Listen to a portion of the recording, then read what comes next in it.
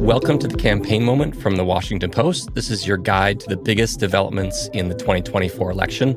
I'm Aaron Blake, senior political reporter here at The Post and writer of the Campaign Moment newsletter. It is Tuesday, September 17th. And today I'm talking with Amy Gardner, who's a national reporter who covers voting on the Post Democracy team. Hey, Amy. Hey, Aaron. Amy, we're just jumping into our conversation today because, well, it's a bit heavy. We're going to be talking about intense partisan rhetoric, political violence, and the second potential assassination attempt against former President Donald Trump just this summer. We're also going to be talking about how this could mean we might see more ugly scenes between now and Inauguration Day in January.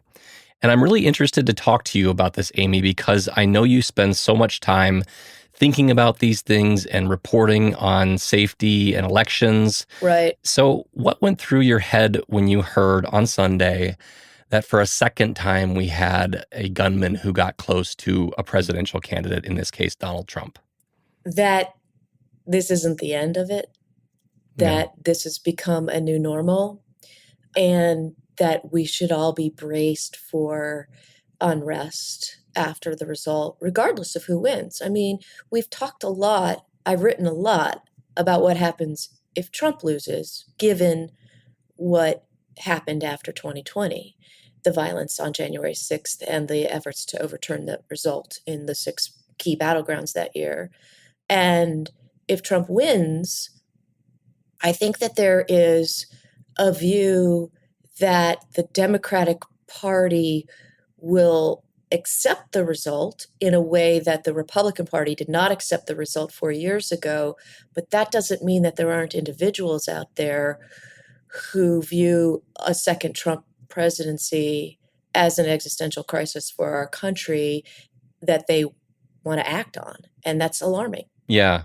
Before we get into it a little bit more, let's recap what's known about the alleged gunman, Ryan Wesley Ruth. He appears to have been a Trump supporter at one point, but then embraced Democrats and Republicans who had challenged Trump in recent years. He was a strong supporter of Ukraine's cause, which put him at odds with Trump in certain ways. There were 2 separate incidents in 2002 in which Ruth was arrested and charged with possession of weapons. He wrote a self-published book which included a section expressing regret for his past support of Trump and even talked about the idea of assassinating Trump.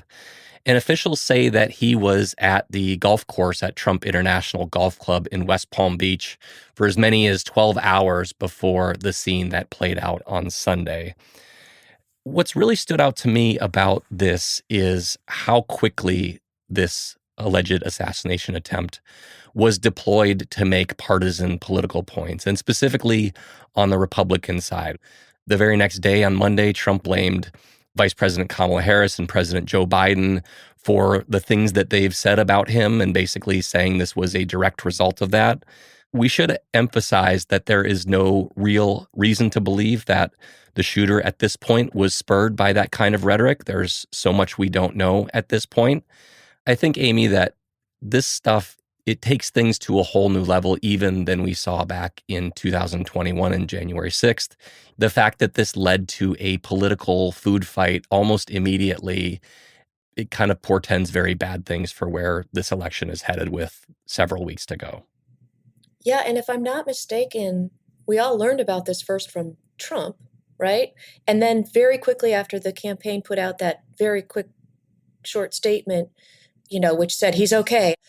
Very quickly after that, Trump himself put out a fundraising pitch, like really, really quickly. And you have to wonder, how many cycles ago would it have been where the president or his campaign or her campaign would not be the one that actually is the first to inform us about this? Like, I think typically a candidate would defer to law enforcement initially out of a sense of decorum and trust in law enforcement. So that's a sea change right there that kind of illustrates how quickly they pounced on it. In fact, when our newsroom deployed very quickly to start covering this nobody knew what had happened because all we had was this 1 or 2 sentence statement from the Trump campaign that had to be verified. And typically, we verify such stories through law enforcement channels, which we did quickly, but it's just sort of a very unusual development for that to have come straight from the campaign first. Yeah. We saw after the first assassination attempt some kind of suggestions that maybe Democrats' rhetoric had played a role in this. House Speaker Mike Johnson went out there and tied the Democrats calling Trump a threat to democracy and a danger to the country to, this kind of thing happening. But it was all more of like, well, it could have been this. We don't know yet. And in this case, it is much more directly tied. We are seeing them say this is a direct result. Trump's comments were this was what, Vice President Harris and President Biden caused essentially. And I just feel like it's kind of created this debate about whose rhetoric is worse and, what's acceptable rhetoric. We have reached a point now where there is no real instant impulse to take down the temperature and to move beyond these kinds of things. We kind of came back to them after the first assassination attempt, and now that they are immediately coming out immediately after the second assassination attempt, apparently. Although I would interject, and I'm not saying that you're doing this, but I think it has the potential to happen out in the, ecosphere. I would suggest that it's dangerous to do false equivalencies here. Right. I mean, if you did a side-by-side list of all the things that Donald Trump has said that seem threatening or inciting, the remarks ahead of the rally on Jan 6, 2021, there are so many examples, but the examples of his supporters taking that rhetoric and acting on it are far more legion than on the other side. Jocelyn Benson, the Secretary of State in Michigan, has had death threats.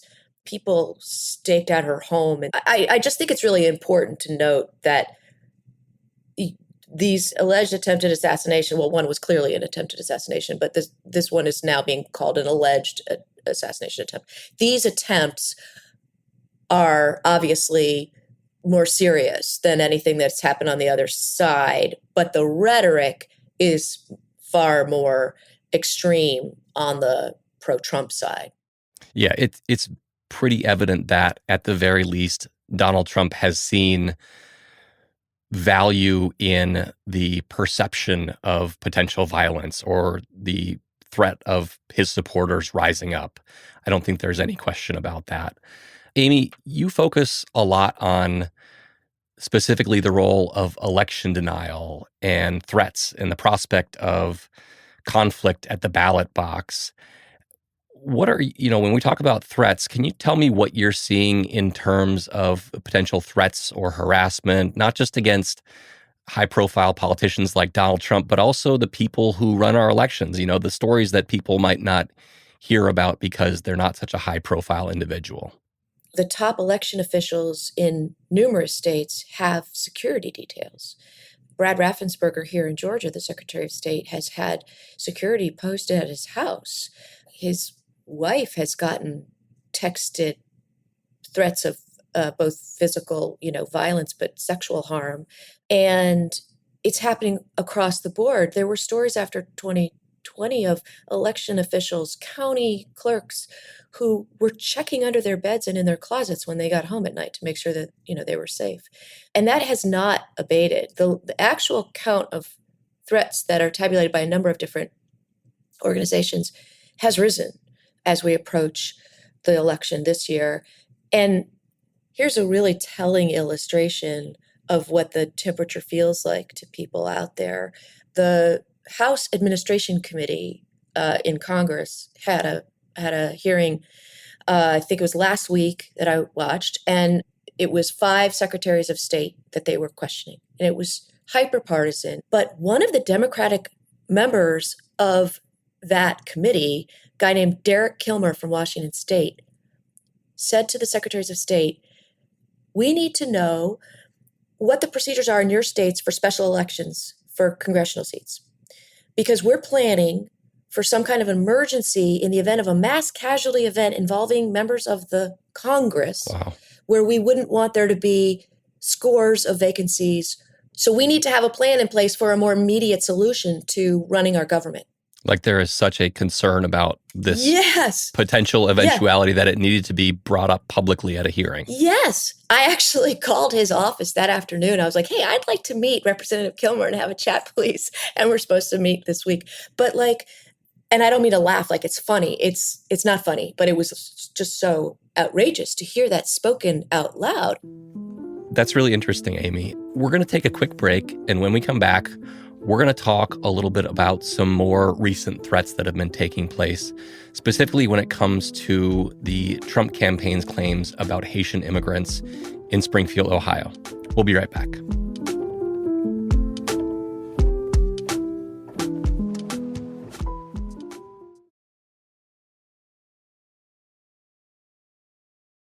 So, Amy, the other big recent story that is still percolating that involves the stoking of threats and potential violence centers on the Trump campaign's claims about Haitian immigrants purportedly stealing and eating pets in Springfield, Ohio. It's been more than a week since this surfaced as a claim, including at the debate on Tuesday.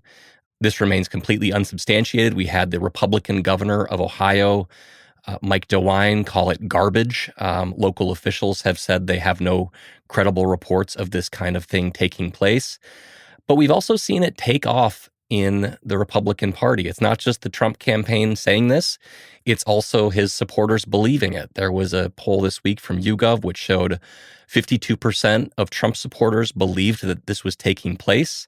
The rest of the voters were more skeptical about it. And then we've also seen a lot of threats related to this. Governor DeWine on Monday said there have been 33 threats. There are threats against hospitals, schools, colleges, and other facilities in the city. Governor DeWine did say that some of these threats, many of them in his words, were coming from overseas, and he noted that all of them have turned out to be not true threats, i.e. people were threatening things but didn't actually have a plan to attack. This has also been something that has been chewed over when it comes to political rhetoric, and specifically why the Trump campaign is pressing forward with highlighting this. It wasn't just Trump saying it at a debate. It's also been his running mate has basically suggested that this is a ploy to focus attention on Springfield and the situation with the Haitian immigrants there. A lot of Haitian immigrants coming to the city in recent years has created some tensions in that community. Here's a clip of Vance talking to anchor Dana Bash on CNN.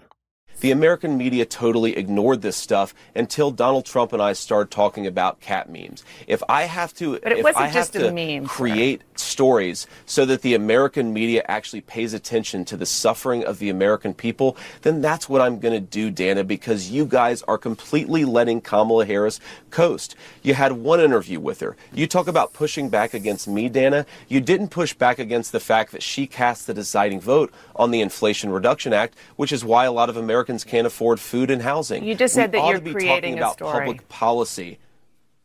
It really kind of, for me, crystallizes this kind of shameless use of misinformation, politically speaking, that has so pervaded our politics and specifically the political right in recent years and months.